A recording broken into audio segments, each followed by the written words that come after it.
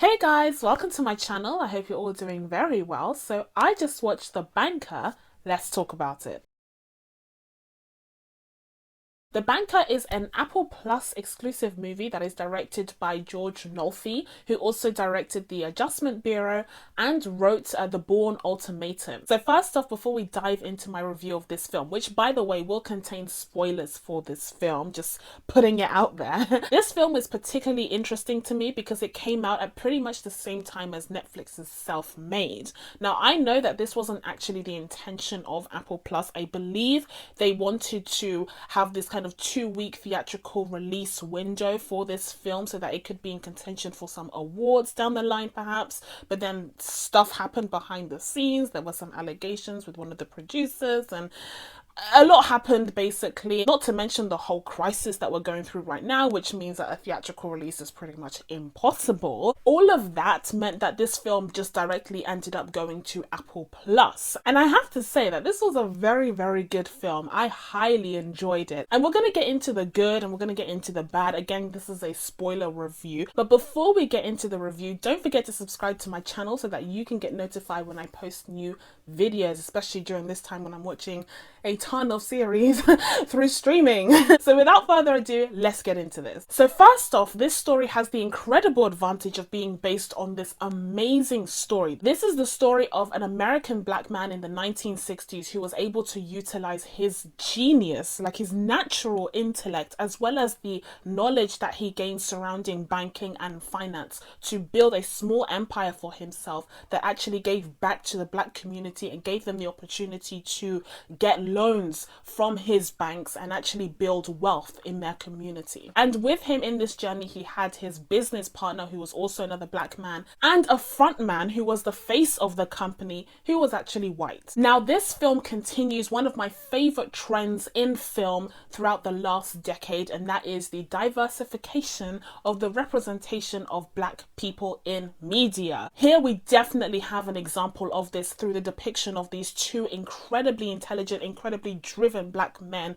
who are facing so many hurdles, so many challenges, but have the skill set and have the knowledge to be able to build an empire for themselves, and at their peak were incredibly successful. And their goal, especially in the case of Bernard Garrett, who came from very humble beginnings, was to empower the black populace who were discriminated against by banks in the financial sector and be able to actually give them loans so that they could build wealth within their communities, so that they could gain access to those loans to build businesses and to rent apartments and buildings that they weren't able to in white neighborhoods. This film does a very good job of highlighting the novelty as well as the very real and very serious risks associated with these guys' actions. It finds the balance of causing the audience to gawp at the absurdity of the situation, but at the same time kind of hold our breath in anticipation for the very real, very scary consequences if they are ever caught in their actions. So overall, the story never feels like a joke, it never feels like a gimmick, but there are still some really cool, light and uplifting moments. And one of these moments is when Bernard Garrett and Joe Morris are trying to teach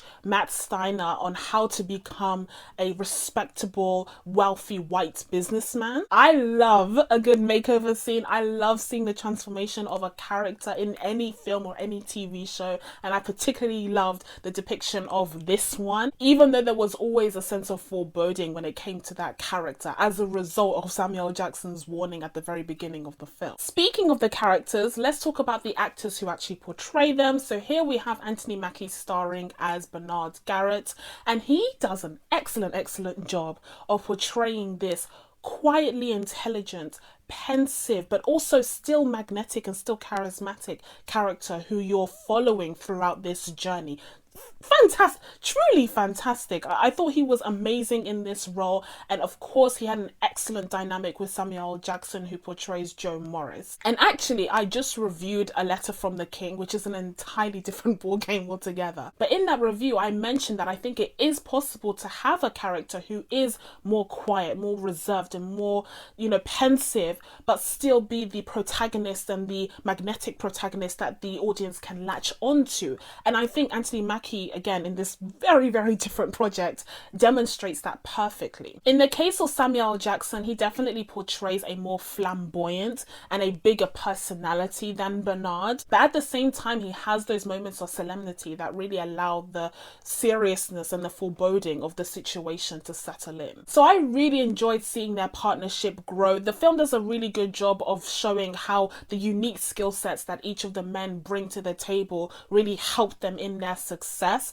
You have Bernard, who's just, again, this natural genius who, through shoe shining for bankers and financiers, was able to gain all of this knowledge over the years and actually retain it and apply it, which is, well, incredible. And then you have Joe Morris, who came from a more affluent background, and as a result, he's looking at things from an entirely different perspective because he has that insight into how to speak the language of the white and wealthy, which opens a lot of doors for the team. But it's Matt Steiner's white hand that's actually on that door handle, and he's portrayed by Nicholas Hoult, who...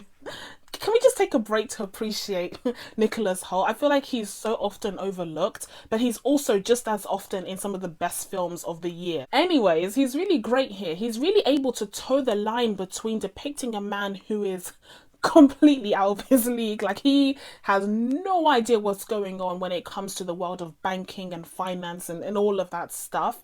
But at the same time, he then eventually starts to learn, and then he becomes able to regurgitate the information that he memorizes from Bernard, basically, until it gets to the point where he gets a bit too big for his boots and starts thinking that he can do this without Bernard, which is laughable. And Nicholas Hoult is able to depict this character who ultimately becomes the villain, but in a relatively nuanced way, because even though that moment where he's standing in front of Congress and just spouting all of those lies made me sick to my stomach and so angry, at the same time, it wasn't just a clean break when it came to that team. He did eventually try and help them out and made sure that they were covered when it came to the properties that they had in the Bahamas. So there is a little bit of nuance to that character where he didn't just automatically become the bad guy who had absolutely no sympathy and absolutely no empathy for Bernard and Joe. And also, to some extent, I could understand how the character